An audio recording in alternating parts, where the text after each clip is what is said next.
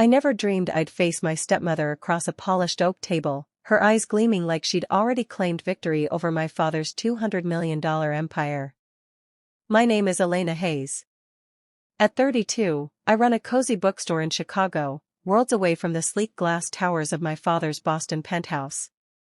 We'd barely spoken in 15 years, not from lack of love, but because Cassandra had wedged herself between us like a steel barrier. Now, she lounged there, dripping in pearls, convinced the will reading would seal her triumph. I braced for the worst, until the attorney flipped a page and his lips curved in a subtle grin. Before Cassandra's shadow fell, life was golden. Raised in a modest Boston brownstone, our home always carried the faint aroma of my mother's jasmine tea. Dad, Thomas Hayes, was a powerhouse in finance, but at home, he was just Pop's, goofy, affectionate, chasing me around the yard in silly hats. Mom, Lydia, balanced him perfectly, calm, witty, with a laugh that lit up rooms. We weren't flashy rich, Dad's investment firm was solid, not sprawling. Sundays meant lazy brunches, Mom sketching in the garden while Dad flipped burgers. At 10, catastrophe struck. A stormy summer evening, Mom and I were sailing on the harbor, her treat after my soccer game. A speedboat, reckless in the rain, slammed into us. I recall the jolt, the splintering wood, Mom's desperate shove that saved me. I washed ashore bruised and gasping, she didn't. Drowned before rescuers arrived. Dad shattered, burying grief in endless deals. We clung together at first, silent dinners, visits to her seaside memorial with wildflowers. But sorrow eroded us. He traveled more, eyes distant, leaving me with aunts who whispered pity. By 12, he introduced her. Met someone wonderful, he said over pizza, his smile tentative. Cassandra Voss, a sharp PR exec, 15 years his junior, with platinum blonde waves and a laugh like shattering glass. Dinner at a ritzy bistro, her emerald earrings dazzling, scent overpowering. She quizzed me mechanically, grades, friends, while fawning over Dad. I sensed the act, aimed squarely at him. They wed in 6 months. Our brownstone transformed, Mom's floral wallpaper stripped for minimalist grays, her sketches swapped for modern sculptures. Jasmine faded under Cassandra's citrus cologne. Dad evolved too, tailored suits, galas, talk of elevating our circle. Parties flooded weekends, elites sipping cocktails, debating markets. I'd parade briefly, then vanish to my room. Then came the twins, Owen and Lila, born when I was 14 and 16. Dad doted wildly, their first words paraded like conquests. My achievements?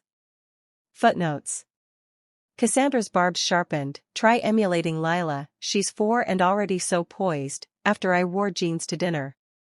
Or, spotting my unmade bed, your father slaves to fund a girl who can't manage basics. Tiny cuts, endless erosion. I retreated, library marathons, locked doors. Dad saw, but Cassandra always interrupted. At 18, I fled. A cramped dorm at NYU, literature major. Scholarships paid tuition, I juggled gigs, barista mornings, shelving books evenings. Aching feet, ramen nights, but freedom tasted sweet. No galas, no judgments. Calls from Dad were rare, guilt-laced, eating well? Need cash? I'd decline, pride stinging. Post-grad, corporate life repelled me.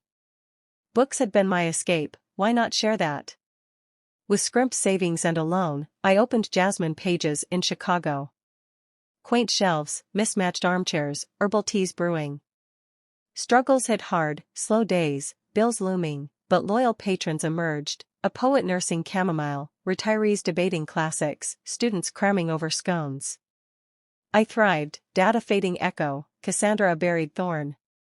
Then, a drizzly March dawn, my phone buzzed. Miss Hayes? This is Ms. Klein, your father's aide. He's in ICU, critical. Heart pounding, I flew to Boston. Hospital halls reeked of bleach, Cassandra blocked the door, pristine in cashmere, sneer intact.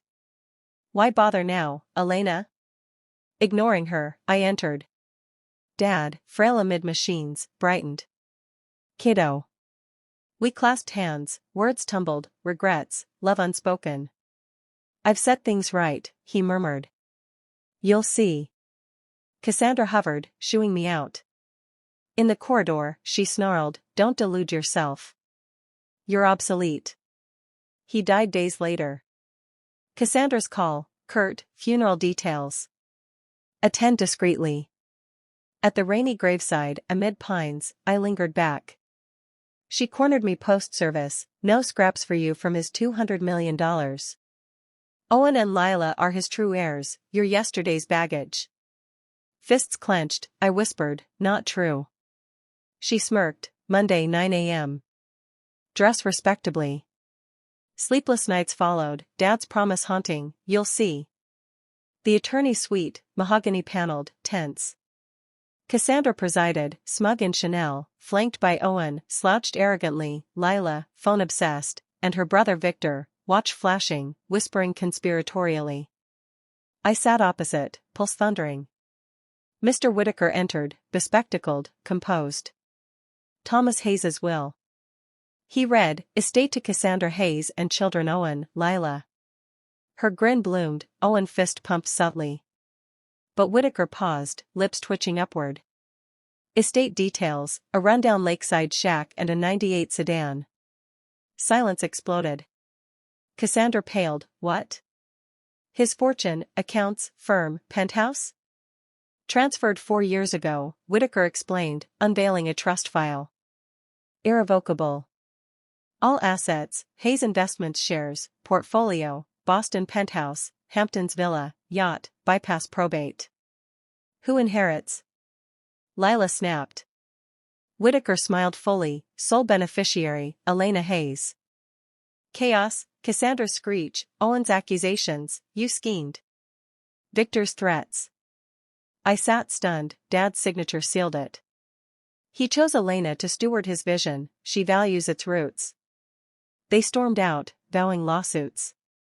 Whittaker handed papers, he believed in you. Alone, I found Dad's note in trust docs, Elena, forgive my cowardice. Can't reclaim lost time, but build boldly. I trusted you always. Weeks later, managing the empire, meetings, decisions, I kept Jasmine pages humming. Grounded amid wealth, I honored Dad's faith. Cassandra vanished, rumors of her shack sale irrelevant. For me? Legacy wasn't victory, it was purpose, finally unchained.